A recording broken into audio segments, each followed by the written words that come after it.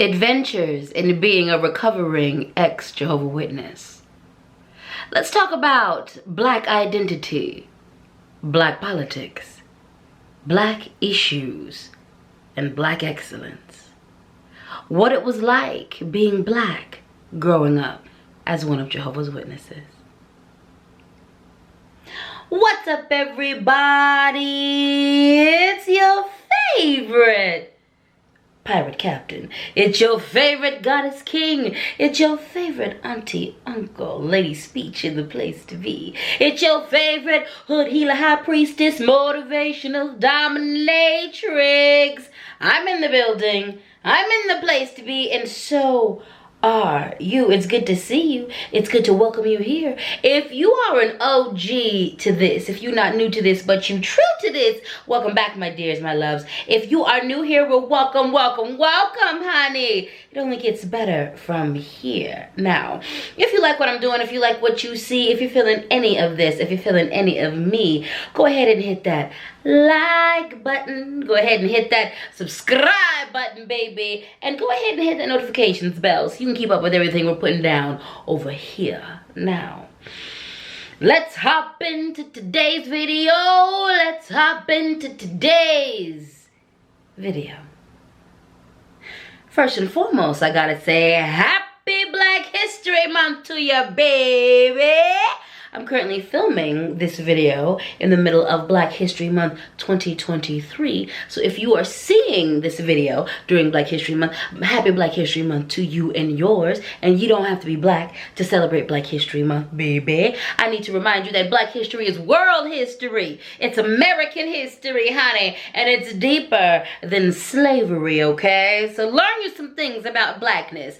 I guarantee you we are amazing. There's also some not so great things in that history, and we could all learn from that. Anyway, it's Black History Month. I'm a recovering ex Jehovah Witness. I thought to myself, number one, I haven't talked about being a recovering ex Jehovah's Witness in a long time, and number two, it's Black History Month, and I don't think I've addressed those two things, so let's do it. Let's do it. In honor of recovery and healing from that ridiculous religion, and in honor of the fact that it is Black History Month and I'm Black and I celebrate that, let's talk about what it was like growing up Black as one of Jehovah's Witnesses, okay? Now, if you know, you know. If you are not new to this, but you're true to this, you already know that there's a whole playlist. There's a whole playlist on this channel that talks about different aspects of what it is like to be recovering Jehovah's Witness. So if you're looking to know a little bit deeper into my story of how I decolonized, how I came to this place, how I could go from that to this,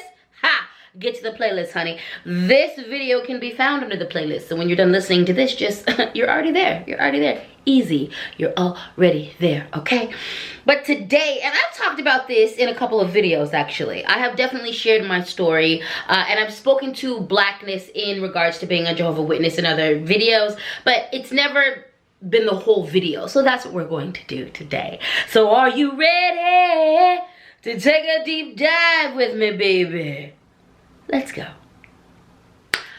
So before I start talking about my personal experience in regards to Blackness and developing Black identity and the Jehovah's Witness craziness, let's talk about what the philosophy was. What was overtly and directly preached to us in regards to race, in regards to all of that. So when I was growing up, again, I've been away from this religious sect for over 20 years. From the articles I've read, from some of the footage I've seen as different scandals have come throughout the years, it looks like they still operate in the same way. When I look at stories and when I read things, when I look at content from other recovering Jehovah's Witnesses, it looks like they haven't changed. But I do want to say that it's been over 20 years since I've been there, so things could definitely have changed, but I really don't think it has. All right. So when I was growing up, when it came to race and things that had to do with race, in in regards to being a Jehovah's Witness, the philosophy was we are all children under God. God doesn't see color. God created us all to be different. God loves all of our skin tones. God loves our differences. God loves our different skin tones and all of that, and did that purposefully. We are all children under the Creator, and racism should not exist. It's a bad thing. Bad racism. As Jehovah's Witnesses, we don't see color. We don't see color. So because we don't see color, and once you become a Jehovah Witness, you just automatically don't see color, I guess. Because we don't participate in that. And also because racism is worldly. Now, anything outside of being a Jehovah Witness is considered of the world or worldly. So racism is worldly. And because racism is worldly, that's not what Jehovah Witnesses do. So Jehovah Witnesses, we don't see color, and we're not racist because that's worldly. And we are all children of God, equal. Now that is the official philosophy, for the most part, you know, that is preached from outwards. We love everyone. We don't see color. Jehovah Witnesses aren't racist. Racism is worldly. Everyone is equal under God. That is what's publicly preached. That's what's publicly preached. Now let's talk about what really goes on. When it comes to being one of Jehovah's Witnesses, is there racism in the Jehovah Witness religion? Yes. Yes. Yes. Is there classism within the Jehovah Witness religion? Yes. Is there colorism within the Jehovah Witness religion? Yes. Now, the main philosophy that the Jehovah Witnesses come at a lot of conflicts is pray it away. They look to the Bible and what is in the Bible and in its, you know, what's written in the Bible for advice as far as how to handle things. They consider racism worldly. So if you were, back in the day, if you were to approach the elders, and the elders are the group of men that run your congregation, no women, just a group of men that run your congregation. They're your elders. So when you approach the elders, if you approach the elders and to discuss a system, you know, something that happened that was racist to you, they're going to counsel the person that was racist to you from the perspective of they were engaging in a worldly activity. What they're not going to do is any type of critical race theory. What they're not going to do is deep dive into the history of racism or colonialism and how it affects people to this day. What they're not going to do is seek help outside of the Jehovah Witness organization with people who are in diversity trainings or who can explain things to them. What they're not going to do is seek help from resources outside of them. What they're going to do is tell you racism is bad because it means you hate people. Hating people is not godly. You need to work on yourself. You need to pray to God. The most that could happen, depending on how blatant and what the activities were, was that you would be disfellowshipped. Or what is the other thing? You could be disfellowshipped, or you could be, what was it, publicly, I forget the wording, but it's some type of public reparation, not reparation, but public, kind of like shunning.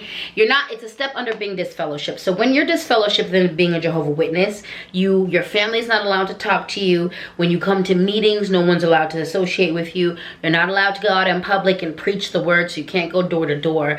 It's basically you come to the meetings and you're silenced. No one can talk to you. If you are disfellowshipped and you live with your family, even inside the house, your family can't like really talk to you.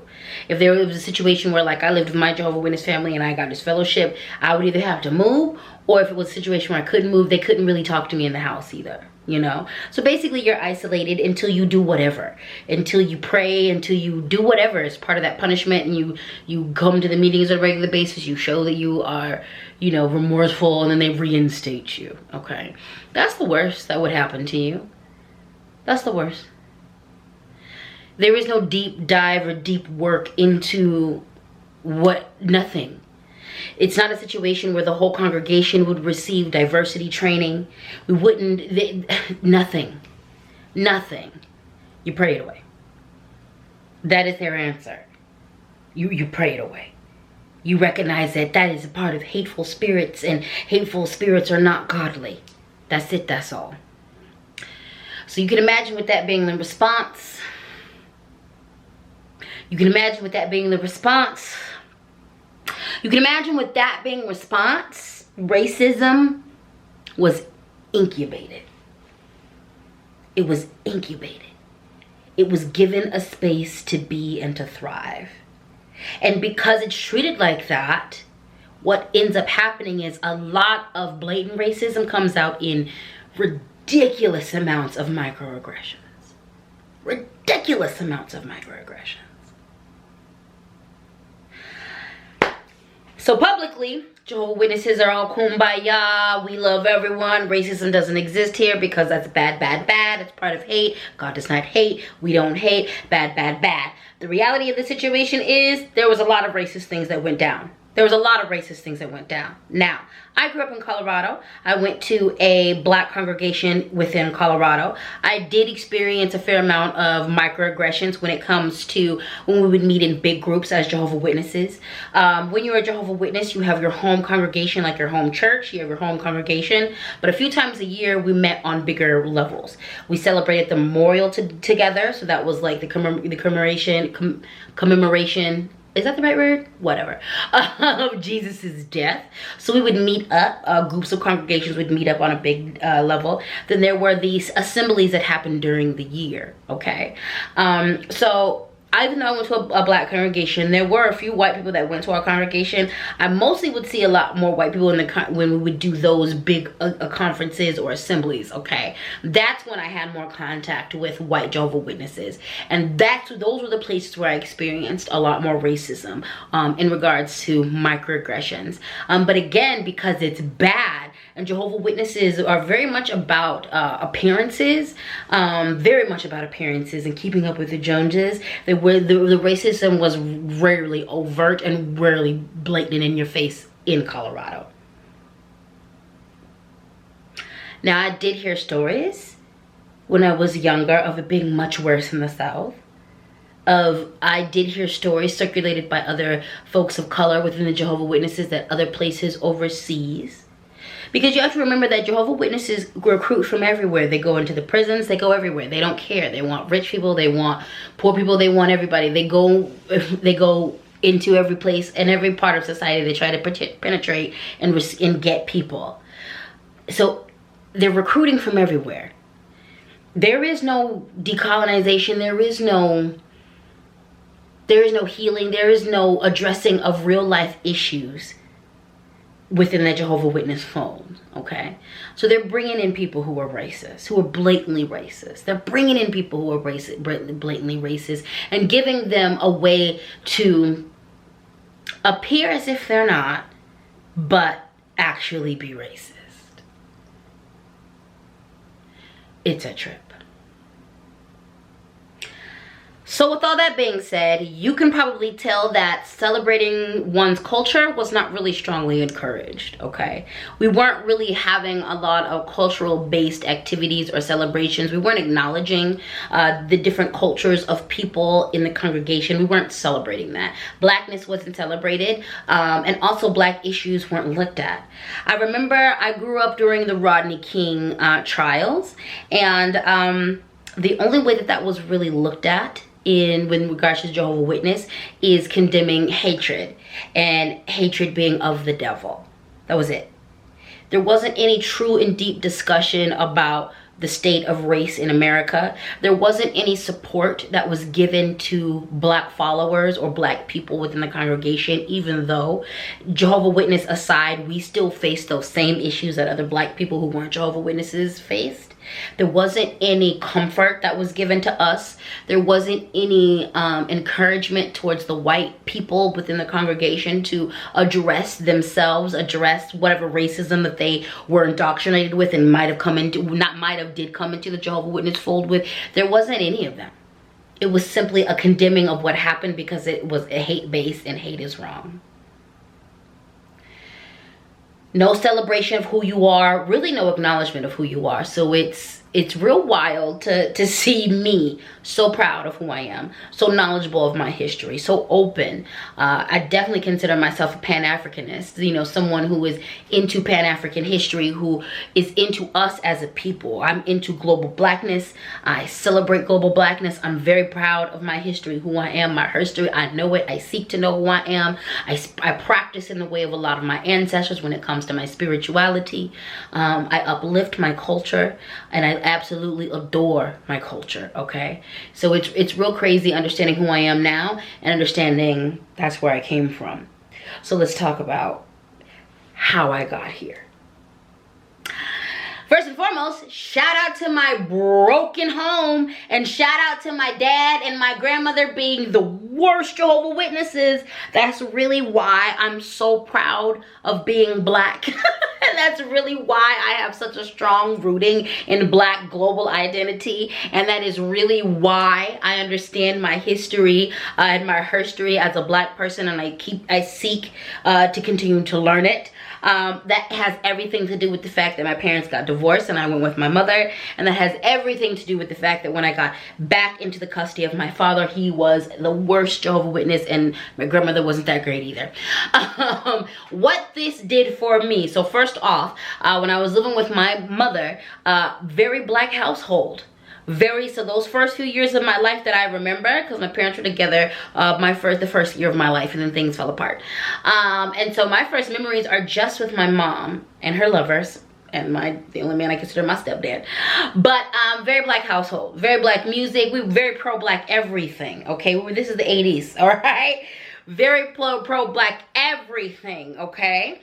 And so I was very much rooted in blackness. She was very much like, we black, you should be proud of that. And it wasn't a super pro-black household, but like in that there wasn't a lot of pro-black rhetoric, but like I was looking at images of black people, watching shows with black people as much as we had access to.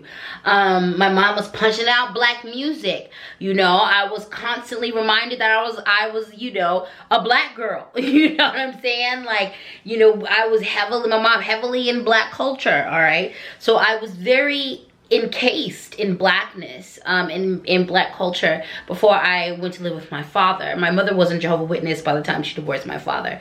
When things hit the fan, when shit hit the fan and I had to go live with my father was from the South. Both of my parents were raised in Colorado, but my father, his early childhood, he didn't come to Colorado until he was a teenager. So his early childhood was in the South, in Texas, racist Texas, okay? So he grew up seeing some things. And he didn't convert to being a Jehovah Witness till he was a teenager, okay? So my dad grew up in a very southern black space, all right?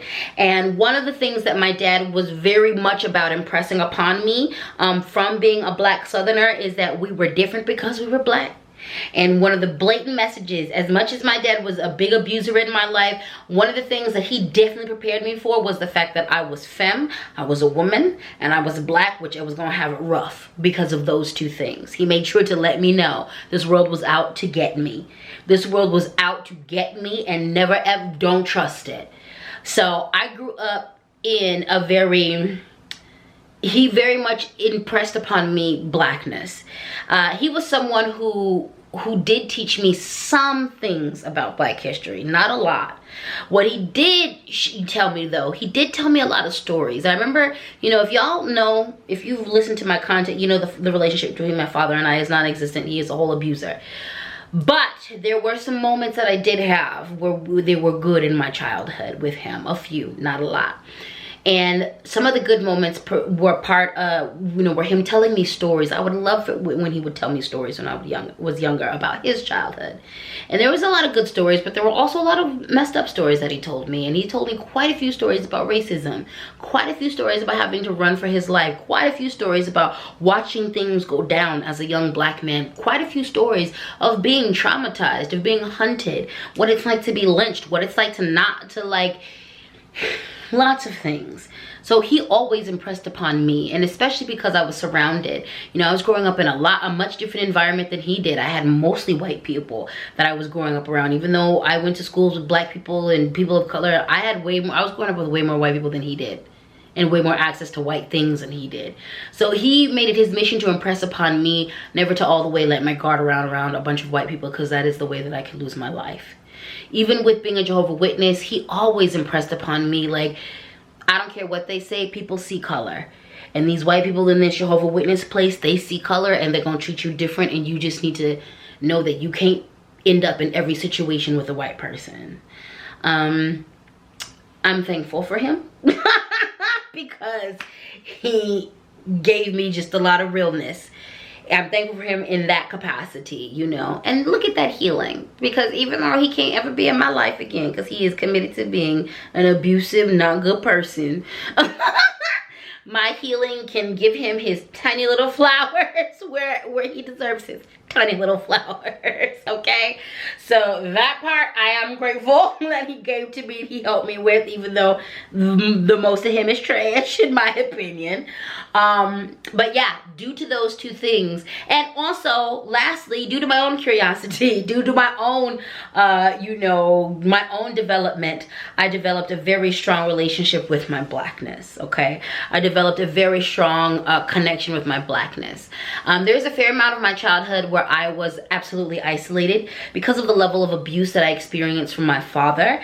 There was a lot of times where I needed to recover, and I was also isolated in recovery. The adults in my household didn't want to look at me. They didn't want to acknowledge the level of atrocities that I was experiencing, having to look at my broken body while it was healing. And also just because nobody wanted it to get out. Even though I did have some social time, I was fairly isolated for a big part of my childhood. There was not so great things that happened and developed because of that, but what ended up turning out to be a plus for me was that I had a lot of unsupervised time. So and then I was also trusted at the library. So from the library to like what I was watching on cable television, I was gravitating more towards black empowerment things, black history things. I was watching documentaries that were way above my development. The movies, the literature, I was just unsupervised. And I was reading and taking in all kinds of things, and because of that I ended up developing a very militant in the beginning very militant view and space with my blackness, but also I began to really understand my history, understand who we were, coupled with the stories that my dad would tell me. I just developed a strong sense of blackness and a strong pride in it. You know, when I was in high school, I started living a double life, and my version of the double life was really pursuing things that mattered to me. So I ended up becoming vice president of the Latino Culture Club. I ended up bringing in a few people from the Latino Culture Club to the African American Culture Club. One of my homies, he got a space in the African American Culture Club leadership. I was also a president of the African American Culture Club. Baby, I was doing it. You weren't supposed to be doing stuff like that as Jehovah Witness. Yeah, I was just deep into my culture and who I was. And as soon as I left, not Colorado, but as soon as I left being a Jehovah Witness, I really just began to even dive into that a lot more. So yeah, I ended up developing a strong connection with my blackness. Despite being a Jehovah Witness, it was not something that was encouraged. It was not something that was uplifted. They did not want you to take a deep dive into that. And I've got a few philosophies as to why. One of the first things that you think of when you think of Jehovah Witnesses is the fact that they go door to door. Most of you know of the existence of Jehovah Witnesses because you've had experience with them knocking on your door trying to convert you to their religion. This isn't something that they do just on that small scale. They do it on a global level, okay? When I was in the Jehovah Witness fold, they were big about sending missionaries to islands, to other places. And just like other sects of Christianity, they would send our people out to go to places where they don't know Jehovah, and you teach about Jehovah and you build congregations and you do all that. That's very colonizer. That's very colonizer. If they started addressing racism, they'd have to, at a real level, they'd have to start addressing their own participation in neocolonialism. They would have to start addressing their own racism. And they don't want to do that. They don't want to do that. They don't want to do that. Quite simply, in my opinion, that's the reason why they don't want to address racism. Because they then would have to dismantle that whole organization. And they'd have to dismantle it because they'd have to look at so many practices, so many things that aren't good, that are based in racist ideologies. So of course, their philosophy is going to remain prayed away. Of course, they're going to continue to hover under this kumbaya, we are all equal under God's eyes. Of course. It's the path of least resistance. Of course. So again, I don't know what it's like today. I have a strong feeling that it's the same. From the little bit that I've seen throughout the years, it looks like it's the same. From when I talk to people who are recovering Jehovah Witness, it looks like it's the same. I don't believe in my heart this has expanded or grown. It is really hard to develop your self-identity as one of Jehovah Witnesses. It's hard to develop your identity as a man, as a woman, as a non-binary. None of that exists under there. It's hard to develop your identity as a person. They really want you to, your identity is Jehovah Witness. That's it. That's what your identity is.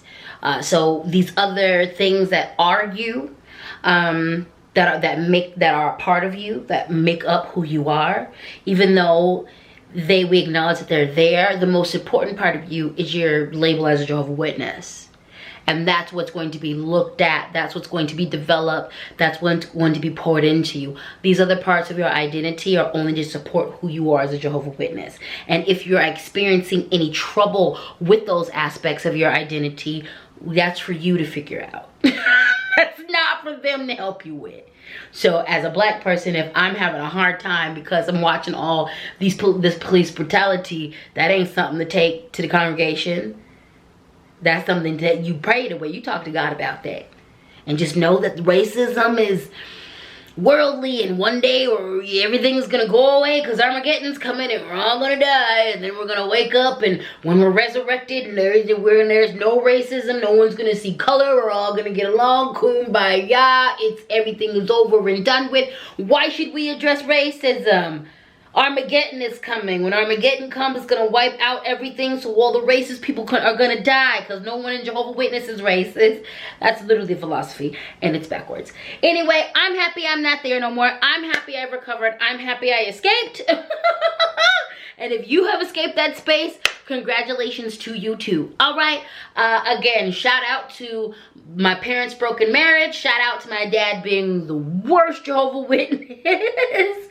For me, shout out to those things, because if it wasn't for that, I don't think I would have developed the love that I have for myself. I don't think I would have learned as much history that I've learned about blackness and global history, you know, national history. I don't think I would have done this much healing around historical hatred against black people. Like, it just wouldn't have been the same, you know. It just wouldn't have been the same. So shout out to that. Sometimes a broken marriage works in your favor, and in my case, it did. It really did. And also, shout out to my double life. Shout out to my young, I want to say that. I want to take a moment to say, you know what, speech? Shout out to younger you. Younger you made some stupid decisions, yes, but also younger you actually made far more amazing decisions than you did stupid decisions. And because of that, we are in a good space. You making the decision to walk away from that toxic religion saved your life. So shout out to you for that.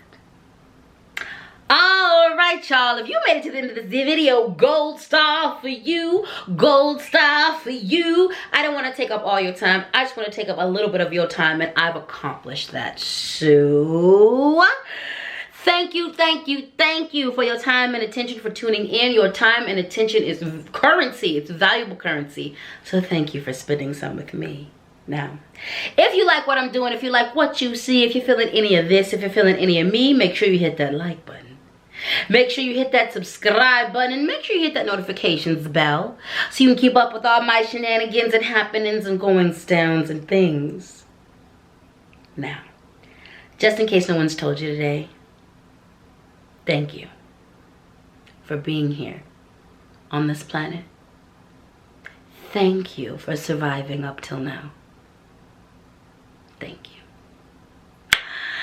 God, Goddess, Creator, ancestors, Lawa, Orisha, spirit guides, guardian angels willing, I'm going to see you in the next video. Until then, love, peace, and hair grease. I love you. I live you. Thank you. Mwah. Peace.